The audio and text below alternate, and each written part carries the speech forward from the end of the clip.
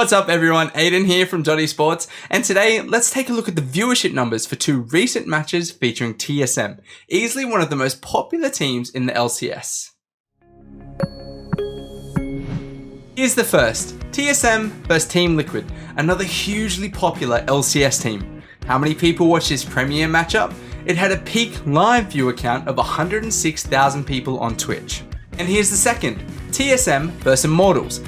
With all due respect, Immortals, they're not quite as big as Liquid, so surely the viewership for this match was lower, right? Nope.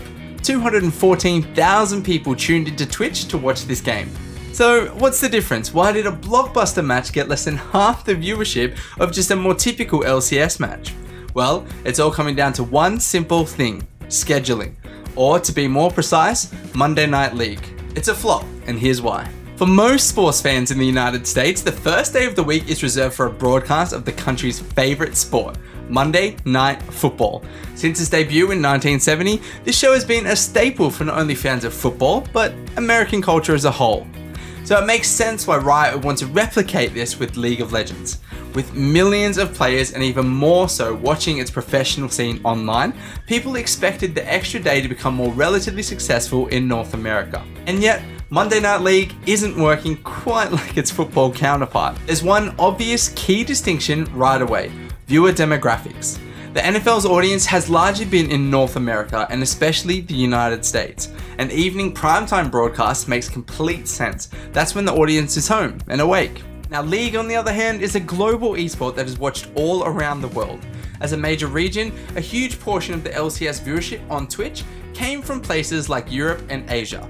By hosting MNL at such late times, European and Asian viewers now have to watch either very early in the morning or in the middle of the workday, and as a result, a huge chunk of non-NA viewership has been severed from the league's numbers. Another problem also lies in the overall popularity of LCS teams. Simply put, there aren't enough popular teams to bring in viewers to the Monday broadcasts. Teams outside of TSM, Team Liquid, or even Cloud9 just don't have the fan bases to drive big viewership numbers all on their own. Week 3's MNL featured a match with two of the worst teams in the league, Golden Guardians and Counterlogic Gaming. This broadcast averaged just 46,000 concurrent viewers on Twitch, which is the lowest number of the season so far. Monday Night League also brings nothing new to the table to attract long-time LCS fans.